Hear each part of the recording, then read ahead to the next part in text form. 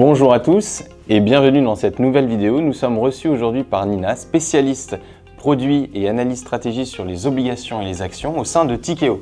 Bonjour Nina. Bonjour Michael. Pourquoi nous voyons aujourd'hui Nina? Nous avons sélectionné 4 unités de compte de l'univers Tikehau au sein de notre assurance vie Omnity. 2 fonds obligataires, 2 fonds actions. Commençons donc par Tikehau Short Duration qui est un fonds obligataire. Est-ce que tu peux m'en dire un peu plus? Tout à fait. Donc Tikehau Short Duration est un fonds qui investit sur le segment crédit court, principalement européen. C'est un fonds qui peut avoir une duration taux maximale autorisée par le prospectus, donc par les documents légaux de 1 année, et qui se doit de maintenir une notation moyenne investment grade à tout moment, c'est-à-dire minimum BBB-.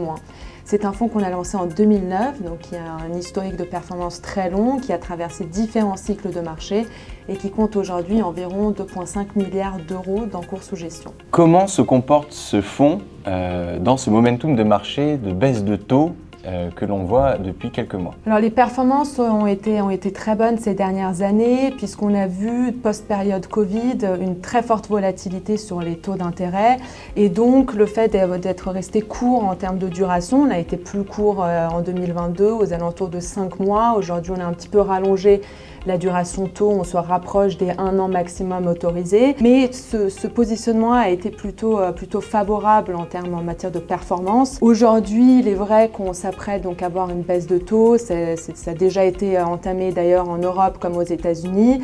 La question qui se pose, c'est quelle sera l'ampleur de cette baisse et à quelle rapidité celles-ci vont se matérialiser.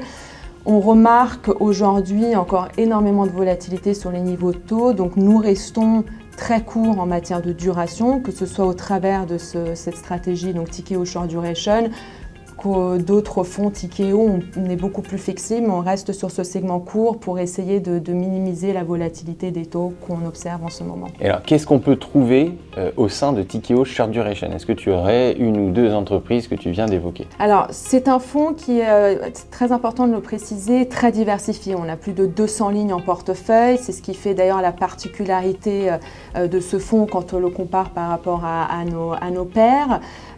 Et aujourd'hui, il est construit de la manière suivante, c'est-à-dire 45% du portefeuille est investi sur des obligations financières, donc émises par des banques pour la plupart, dont 30% sur ce qu'on appelle les obligations financières seniors, 20% financières subordonnées, et le reste, c'est-à-dire à peu près 50% du portefeuille est investi sur des obligations émises par des entreprises, principalement investment grade, donc les meilleures qualités de notation pour environ 30%, et 20% sur des sociétés plus à haut rendement qu'on finance depuis très longtemps, plusieurs dizaines d'années pour certaines, comme par exemple l'Oxam, Picard sont quelques exemples d'émetteurs que nous voyons sur l'univers high yield et qu'on a financé par le passé.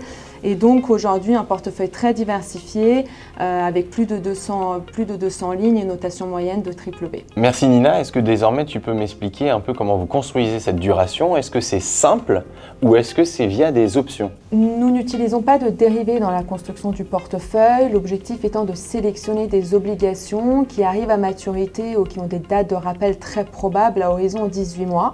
Et donc on a environ 5% du portefeuille qui est rappelé ou qui est remboursé tous les mois, ce qui équivaut à environ 100-120 millions d'euros de liquidités qui arrivent naturellement dans le fonds sur un pas mensuel et qu'on peut soit réinvestir sur des niveaux de valorisation attractifs, ce qu'on a fait par exemple en 2022, soit à contrario le maintenir en forme de liquidité lorsque nous jugeons les valorisations peu attractives, chose que nous avons fait par exemple en février 2020. Bon, et toutes ces convictions que tu me partages, est-ce que c'est le moment ou encore le moment d'entrer effectivement sur un fonds comme celui-ci? Nous maintenons chez Tikehau Capital notre conviction sur le segment court pour plusieurs raisons. D'une part, nous nous attendons à encore beaucoup de volatilité sur les taux, il y a pas mal d'incertitudes qui persistent, les élections, les instabilités géopolitiques. D'autre part, les courbes de crédit sont relativement plates, donc il n'y a pas forcément d'initiative à aller chercher des maturités plus longues puisqu'on n'a pas forcément plus de rendement. Et puis sur le segment investment grade, après la remontée des taux de 2022, nous avons à nouveau retrouvé des niveaux de rendement positifs. On est aux alentours de 3 à 4% selon les segments. Et donc ça reste quelque chose de très intéressant. En tout cas, nous sommes convaincus que ce fonds-là offre un profil rendement-risque très attractif. Merci beaucoup Nina. Vous retrouverez l'ensemble de cette gamme au sein d'Omnity et sur votre plateforme omnity.com.